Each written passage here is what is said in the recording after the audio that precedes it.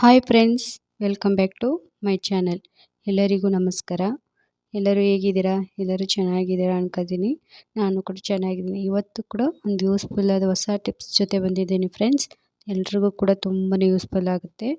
ಅದಕ್ಕೂ ಮೊದಲು ಯಾರೆಲ್ಲ ನನ್ನ ಚಾನಲ್ಗೆ ಸಬ್ಸ್ಕ್ರೈಬ್ ಆಗಿಲ್ಲ ಅಂದರೆ ಸಬ್ಸ್ಕ್ರೈಬ್ ಮಾಡ್ಕೊಳ್ಳಿ. ಪಕ್ಕದಲ್ಲಿರುವ ಬೆಲ್ಲೈಕನ್ ಕ್ಲಿಕ್ ಮಾಡಿ, ಹಾಗೆ ಸ್ಕಿಪ್ ಮಾಡದೆ ವಿಡಿಯೋ ಕೊನೆ ತನಕ ನೋಡಿ ಫ್ರೆಂಡ್ಸ್. ನಿಮಗೆ ಯೂಸ್ಫುಲ್ ಆಗುವ ಮಾಹಿತಿ ಸಿಗುತ್ತೆ. ಬನ್ನಿ ವಿಡಿಯೋ ಸ್ಟಾರ್ಟ್ ಮಾಡೋಣ. ಇಲ್ಲಿ ನಾವು ಬೆಳ್ಳುಳ್ಳಿ 1 ಗಂಟೆ ಬೇಗ ಬಿಡಿಸ್ಕೋಬೇಕು. ಅದು ಸಣ್ಣದಾಗಿರುತ್ತಲ್ವ, ಅದು ನಮ್ಮ ಕೈ ಉಗುರೆಲ್ಲ ನೋವು ಬರುತ್ತೆ. ಅದಕ್ಕಿಂತ ಈ ರೀತಿ ಮಾಡಿ ನೋಡಿ.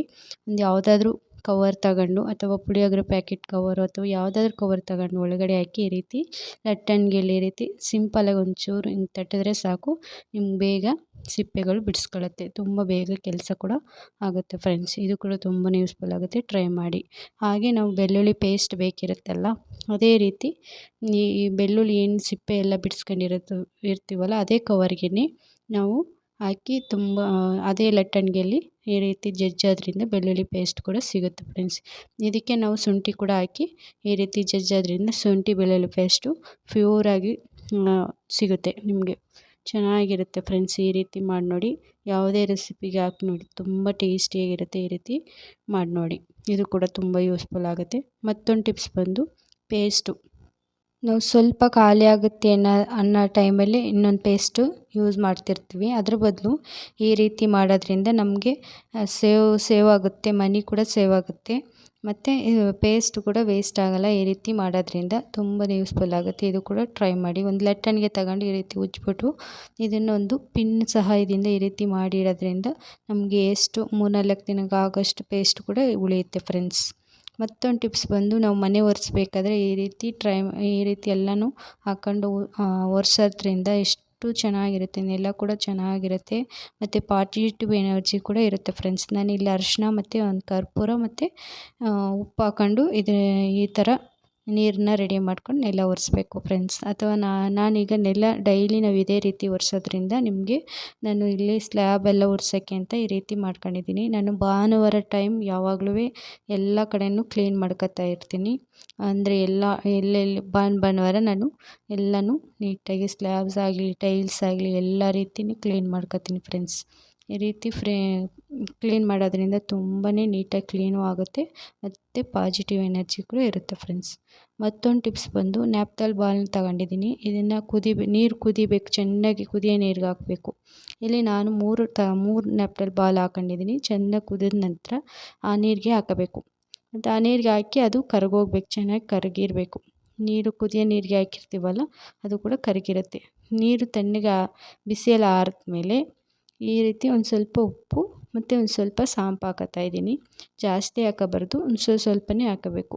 ಮತ್ತು ಇಲ್ಲಿ ನಾನು ಡೆಟಾಯಿಲ್ ಇಲ್ಲ ನಮ್ಮ ಮನೇಲಿ, ಅದಕ್ಕೆ ಅಂತಲೇ ನಾನಿಲ್ಲಿ ನೀಲಗಿರಿ ತೈಲ ಹಾಕತ್ತಾ ಒಂದು ಸ್ವಲ್ಪ. ಅದು ಸ್ಮೆಲ್ ತುಂಬ ಚೆನ್ನಾಗಿರುತ್ತೆ, ಮತ್ತು ಅಷ್ಟೇ ಘಾಟಿರುತ್ತಲ್ವ, ಅದಕ್ಕೆ ಅಂತಲೇ. ಈಗ ನಾವು ಭಾನುವಾರಕ್ಕೆಲ್ಲ ಕ್ಲೀನ್ ಮಾಡ್ತೀನಿ ಅಂತ ಹೇಳಿದ್ನಲ್ವ, ಅದಕ್ಕೆ ಅಂತಲೇ ಈ ಲಿಕ್ವಿಡ್ ರೆಡಿ ಮಾಡ್ಕೊಂಡಿದ್ದೀನಿ. ಇದು ಏನಕ್ಕೆ ಅಂತಂದರೆ, ಎಲ್ಲ ಕಡೆ ಬಾಕ್ಸಲ್ಲೇ ಎತ್ಬಿಟ್ಟು ಕ್ಲೀನ್ ಮಾಡಿರ್ತೀನಲ್ಲ, ಅಲ್ಲಿ ಒಂದು ನ್ಯೂಸ್ ಪೇಪರು ಅಥವಾ ಯಾವುದಾದ್ರು ಪೇಪರು ಹಾಸ್ಬಿಟ್ಟು ಬಾಕ್ಸಲ್ಲೇ ಇಡ್ತಿರ್ತೀವಲ್ಲ, ಅಲ್ಲಿ ಸ್ಪ್ರೇ ಮಾಡಿಬಿಟ್ಟು ನಾವು ನ್ಯೂಸ್ ಪೇಪರ್ ಹಾಸೋದು, ಅಥವಾ ಈ ಥರ ಸಿಲಿಂಡ್ರ್ ಪಕ್ಕ ನೋಡಿ ಬಾಕ್ಸೆಲ್ಲ ಜೋಡಿಸಾದ್ಮೇಲೆ ಈ ರೀತಿ ಸ್ಪ್ರೇ ಮಾಡಬೇಕು. ಬೀರು ಸಂದಿ ಈ ರೀತಿ ಟಿ ವಿ ಇದೆಲ್ಲ ಇರುತ್ತಲ್ಲ, ಟಿ ವಿದು ಸ್ಪೀಕರೆಲ್ಲ ಅಲ್ಲೆಲ್ಲ ಸೇರ್ಕೊಬಿಟ್ರಂತೂ ಅಲ್ಲೆಲ್ಲ ತುಂಬ ಜಿರಳೆ ಸೇರ್ಕೊಬಿಟ್ರಂತೂ ಎಲ್ಲ ವೈರ್ಗಳೆಲ್ಲ ಕಡ್ದಾಕಿರುತ್ತೆ. ಅದರಲ್ಲೂ ನಾವು ವಾಷಿಂಗ್ ಮಿಷಿನ್ ಹತ್ರ ಸ್ಪ್ರೇ ಮಾಡಬೇಕು. ಅಲ್ಲಂತೂ ವಾಷಿಂಗ್ ಮಿಷಿನ್ ಮದರ್ ಬೋರ್ಡ್ಗೆ ಸೇರ್ಕೊಬಿಟ್ರಂತೂ ಎಲ್ಲ ಹಾಳು ಮಾಡಾಕ್ಬಿಡುತ್ತೆ ಫ್ರೆಂಡ್ಸ್. ಅದಕ್ಕೆ ಅಂತಲೇ ವಾಷಿಂಗ್ ಮಿಷಿನ್ ಹತ್ರ ಕೂಡ ನಾವು ಸ್ಪ್ರೇ ಮಾಡ್ಕೋಬೇಕು. ಮತ್ತೊಂದು ಟಿಪ್ಸ್ ಬಂದು, ಇಲ್ಲಿ ನ್ಯಾಪ್ತಾಲ್ ಬಾಲ್ ತಗೊಂಡಿದ್ದೀನಿ. ಇದು ಕೂಡ ತುಂಬಾ ಯೂಸ್ಫುಲ್ ಆಗುತ್ತೆ. ಇದು ಏನಕ್ಕೆ ಅಂತ ಅಂದರೆ, ನಮ್ಮ ಸ್ಕ್ರೀನ್ ಕರ್ಟನ್ನೆಲ್ಲ ಹಾಕಿರ್ತೀವಲ್ಲ, ಕರ್ಟನ್ಗೆಲ್ಲ ಈ ಥರ ನ್ಯಾಪ್ತಾಲ್ ಬಾಲ್ 2 ತಗೊಂಡಿದ್ದೀನಿ ನಾನಿಲ್ಲಿ. ಮತ್ತು ಕಂಫರ್ಟು ಈ ಥರ ಸ್ಪ್ರೇ ಬಾಟ್ಲಿಗೆ ಹಾಕಬೇಕು, ಮತ್ತು ಕಂಫರ್ಟ್ ಹಾಕಬೇಕು. ಒಂದು ಸ್ವಲ್ಪ ಒಂದು ಸ್ಪೂನ್ ಆಗೋಷ್ಟು, ಸ್ಪೂನಲ್ಲಿ 1 ಸ್ಪೂನ್ ಆಗೋಷ್ಟು ಹಾಕಬೇಕು. ಈ ರೀತಿ ಪೇಸ್ಟ್ ಪೌಡ್ರು ಕೂಡ ಹಾಕಬೇಕು. ಅದು 3 ಸ್ಮೆಲ್ಲು ತುಂಬಾ ಚೆನ್ನಾಗಿರುತ್ತೆ. ನಾವು ವಾಶ್ ಮಾಡಿರ್ತೀವ ಕರ್ಟನ್ನು, ಅದಕ್ಕೆ ನಾವು ಹಾಕ್ಕೋಬೇಕು ಪೌಡ್ರು ನೋಡಿ. ಈ ರೀತಿ ಬಾಟ್ಲಿಗೆ ಸ್ಪ್ರೇ ಬಾಟ್ಲಿಗೆ ನಾನು ಪೇಸ್ಟ್ ಪೌಡ್ರನ್ನು ನಾನು ನೀರಿಗೆ ಮಿಕ್ಸ್ ಮಾಡ್ಕೊಂಡಿದ್ದೀನಿ. 1 ಲೋಟ ನೀರು ತಗೊಂಡು ನೀರಿಗೆ ಮಿಕ್ಸ್ ಮಾಡಿಬಿಟ್ಟು ಅದು ಕೂಡ ಬಾಟ್ಲಿಗೆ 3 ಪದಾರ್ಥನ ಬಾಟ್ಲಿಗೆ ಹಾಕಿ ಸ್ವಲ್ಪ ಸೇಕ್ ಮಾಡಬೇಕು. ಚೆನ್ನಾಗಿ ಎಲ್ಲ ಮಿಕ್ಸ್ ಆಗಬೇಕಲ್ಲ, ಅದಕ್ಕೆ ಸೇಕ್ ಮಾಡ್ಕೊಂಡು ನಮ್ಮದು ಕರ್ಟನ್ಗಳು ಎಲ್ಲೆಲ್ಲಿ ನಾವು ಕರ್ಟನ್ ಹಾಕಿರ್ತೀವಲ್ಲ ಅಲ್ಲೆಲ್ಲ ಸ್ಪ್ರೇ ಮಾಡ್ಕೋಬೇಕು. ಅದ್ರ ಸ್ಮೆಲ್ಲು ಅಂತೂ ಮನೆ ಕ್ಲೀನ್ ಮಾಡಿದ್ಮೇಲೆ ಇದೆಲ್ಲ ಸ್ಪ್ರೇ ಮಾಡಿಬಿಟ್ಟು ಬಿಟ್ಟರೆ ಅಂತೂ ತುಂಬಾ ಸ್ಮೆಲ್ ಅಂತೂ ತುಂಬ ಚೆನ್ನಾಗಿರುತ್ತೆ ಫ್ರೆಂಡ್ಸ್. ಈ ರೀತಿ ಇದು ಕೂಡ ತುಂಬಾ ಯೂಸ್ಫುಲ್ ಆಗುತ್ತೆ, ಟ್ರೈ ಮಾಡಿ ನೋಡಿ. ಕರ್ಟನ್ನು ಮತ್ತು ಹಾಸಿಗೆಗೆ ಎಲ್ಲದಕ್ಕೂ ಸ್ಪ್ರೇ ಮಾಡಿ ತುಂಬ ಸ್ಮೆಲ್ ಅಂತೂ ತುಂಬ ಚೆನ್ನಾಗಿರುತ್ತೆ. ಇದು ಕೂಡ ತುಂಬಾ ಯೂಸ್ಫುಲ್ ಆಗುತ್ತೆ, ಟ್ರೈ ಮಾಡಿ ಫ್ರೆಂಡ್ಸ್. ಮತ್ತೊಂದು ಟಿಪ್ಸ್ ಬಂದು ಇಲ್ಲಿ ನಾವು ಗೋಧಿ ಹಿಟ್ಟು ತಗೊಂಡಿದ್ದೀನಿ. ಗೋಧಿ ಹಿಟ್ಟು ಗಂಟಾಗೆ ಇರುತ್ತಲ್ಲ ನೋಡಿ, ಈ ರೀತಿ ಗಂಟಾಗಿರುತ್ತಲ್ಲ, ಅದಕ್ಕೆ ಅಂತ ನಾವು ಕೀನ ಹಾಕಿ ಈ ಥರ ಮಾಡೋದ್ರಿಂದ ಗಂಟೆಲ್ಲ ಬೇಗ ಒಡೆದೋಗುತ್ತೆ ಫ್ರೆಂಡ್ಸ್.